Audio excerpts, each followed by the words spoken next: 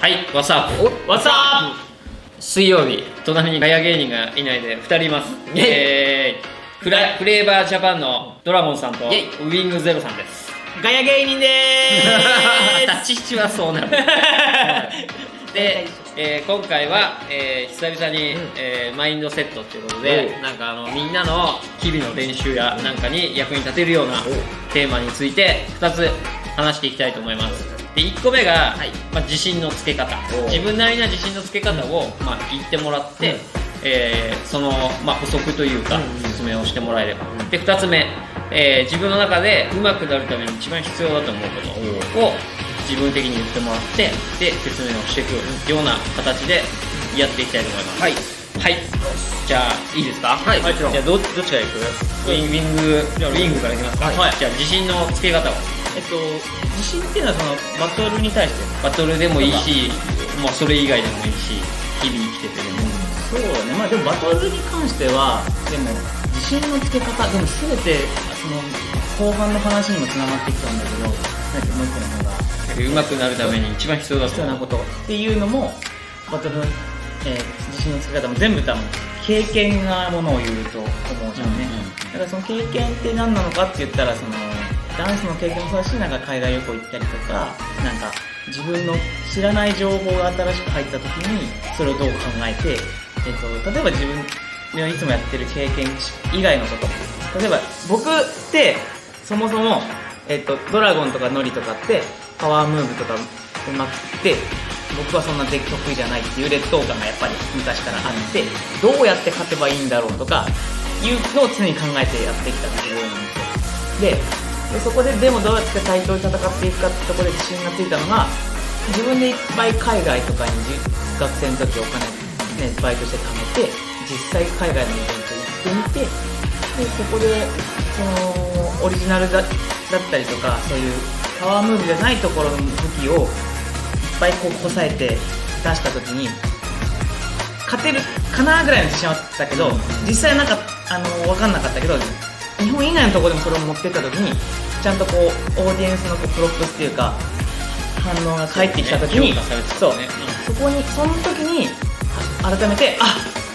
別にそのなんだろう、もちろんパワームーブとかスキルも同時進行で練習するのは好きだけど頑張るんだけど、うまくしていくけどすごい得意な部分じゃないけどちゃんと自分の得意な自分の得意なフットワークの動きだったりとかそういったものだけでも評価してもらえるんだな、その世界共通でっていう自信になった。なんかいろんなところに行っていろんな人に評価してもらうっていうか、そういうのでこう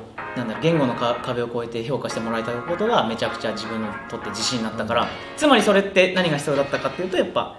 経験、いろんなところに自分で行って自分で評価してもらって、でなんかそこでまた自分の勉強してきたちょっと拙い英語も伝わって、これで会話できるんだっていう、これでコミュニケーションを俺一人でも知らないところに行って知らない外人と喋ってこの英語が伝わるんだっていう、それも一個の自信になるし、なんか全てがそうやって連結していくなって思いました。でやっぱり僕の中のターニングポイントはやっぱ自分でいろんなところに行ってみたっていう、それがすごい自分にとっての自信になりましたね。じゃあいろんな人に評価されたから、やっぱ A っていう村にしかいなかったら評価してくれる絶対数ってこの人数しかいないけど、自分で勇気踏み出してこうやっていったら評価される人は絶対いるわけだし、それで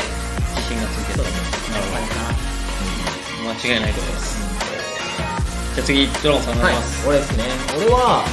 やっぱり一番最初やっぱ憧れがすごい強くて、なんかそのビデオとかテレビとか出てる人たちみたいになんかすごいことやってみたいってで、中学校とか小学校とかその辺とか結構ガリガリになったんですよね。体型とかも本当にどっちかというとお前には無理だよみたいなことを言われちゃうようなタイプで、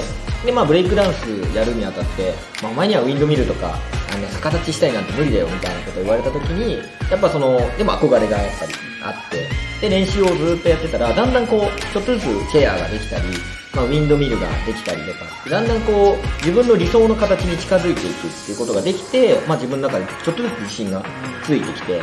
でそれの後にやっぱりこうバトルに実際出ていくってなると、やっぱすごい技やった時は周りがおーっと湧いてくれたり、実際バトルっていうのは勝ち負けもついてくるから、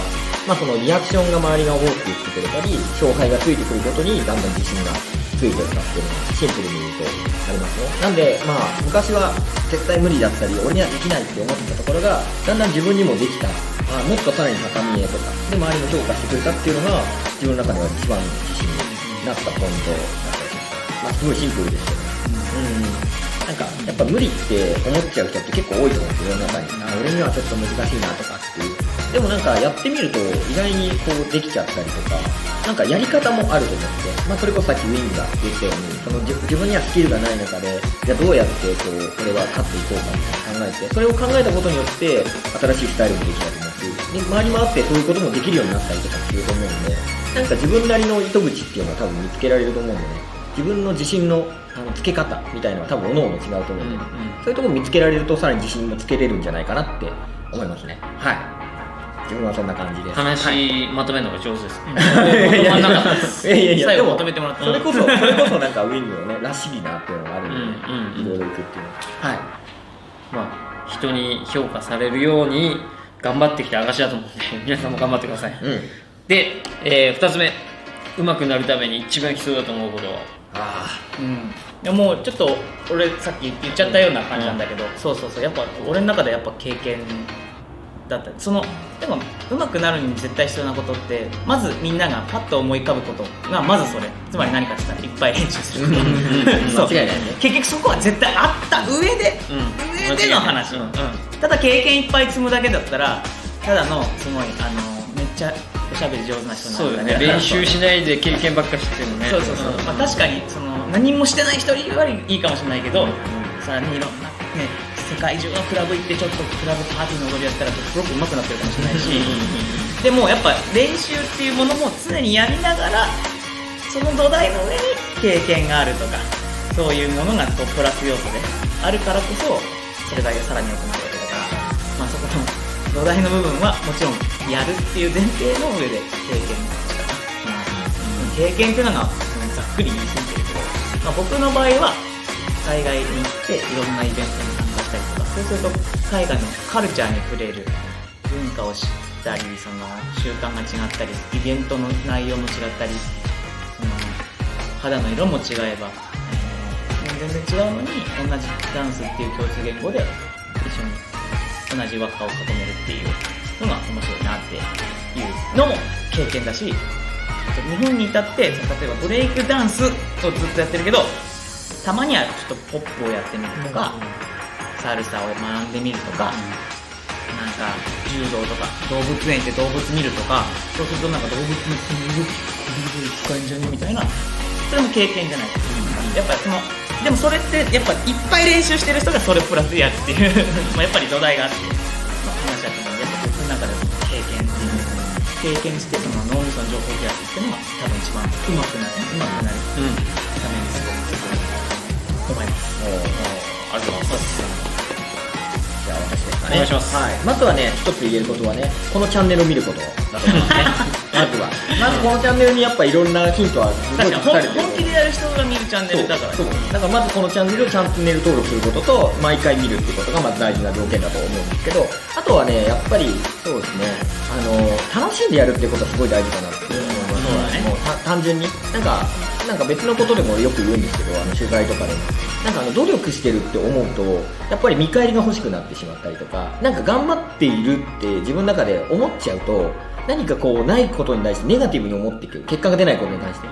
ていうのがありそうな気がするんで、あんまりその感じずに、楽しい、やっぱ練習楽しいとか、みんなと会うの楽しいとか、いろんなところ行くの楽しいとか、何かこう切磋琢磨やってることを楽しめたら、もう勝手にすごいところまで来てて、後ろ振り返ったらいろんな人たちがこう自分のことを応援してくれたりとかなると思うんで、一個一個本当に楽しんでやっていただければ、多分ね、絶対になれない自分にはどんどんなっていけるんじゃないかなって、そうなっていくと思いますね、俺は。楽しむのめちゃめちゃ大事なんで、あと楽しい思い出しかないんいやそうだね。今俺俺経験とか言ったのも楽しかったからやってただけ。まあそうぶっちゃけ。そうだよねそうだからダンスが楽しくないんだったらダンスやんなきいやゃいけないそう本当にねなんか特にダンスってスポーツとはちょっとまた違うところって、やっぱフィーリングとかその日の感情とかもやっぱ表現で出ると思う、芸術的な要素もすごい高いから楽しくないのって見てても辛いだけだし、なんか何を表現したいんだろうって思ってくると思うんで、勝ったらさらに楽しいし、筋肉もついてきたら楽しいし、技できたら楽しいって楽しいことしかないと思うんで、そうちょっとだからねネガティブに今ね見てる人で思ってることがある人はなんかね楽しいんだろうってなんだろう一回もう息抜きするの大事だね。そうだから大事だからそのためにねなんか他の趣味があったりとかそう大事だし。ダンスで今行き詰まってるんだったらダンスを本気で楽しんでみるのもいいし、他のスポーツだったら本気で一回それを楽しんでみるのはいいかもしれない、絶対多分俺らも楽しくない時期なんてあったじゃないですか。でも今みたいに楽しんでる時間の方が長いから楽しんでたから続けてられたっていうのは多分でかいと思いますよね。そうだと思いますよ、本当に。なのでね皆さんぜひ楽しんでもらえたらって思思います。ってもらうはい原点に帰ってきた感じが。じゃあこのチャンネルもやりながら楽しんでいこうかな。まあ楽しんでますよ、俺らも。まあでも本当にフレーバージャパンさっきコラボで撮影してたんですけど、めっちゃ楽しいんですよ。俺らにはないすごいテンションで。俺楽しくなかったらまあ続かないし、だからみんな思ってるわかんないですけど見てる人は知らないかもしれないけど YouTube やるの意外と大変なんですよ。むちゃくちゃ大変だね本当に。だからそれをすごい楽しんでるからまあ続いてんだろうな。見返り欲しい俺は。やばい。でもそれが多分みんなのいいねだったりコメントでもっとこういうの見たいとかなんか面白かったよとかもっとこうしてほしいなとか意見があることによってやってるものがある。でもそうYouTube は俺見返り欲しいとか言ってたけど、ダンスは別に俺見返りを求めてる。まあね結局。確かに確かに。まあでもねダンスで例えば頑張りたいんだったらダンスの楽しい部分をこういうフレーバージャパンとかで見て、でその中でよしやっぱ好きなものでは上に行きたいって思った時に必要な情報が落ちてるかもしれないからうちのチャンネルを見てください。で他の競技とかやってる人だったらね他のスポーツで絶対楽しい部分があるから最初始めたから絶対原点に帰っていいんじゃない。野球やってんだったら草野球でね楽しんで一回やってみたらまだ続けようかなって思うかもしれないし、なんかそういう感じで、やってください。すごい俺の中では貴重な意見をもらいました。俺がいつも適当に話して俺の意見しかないんでまあ貴重な意見だったんで、まあぜひこういう回はいろんな人に聞いていけたらなと思いますので、今回、2人の話がいいねと思った人はいいねを押してください。これでいいねが伸びなかったらあれではドラゴンさんやばいいい話じゃなかったってことだよね。なっちゃうからね、皆さん押してください、本当にこれから頑張っていこうと思う人は、チャンネル登録をしてください、で概要欄に、リンク貼っとくんでフレーバージャパンにも飛んでってください。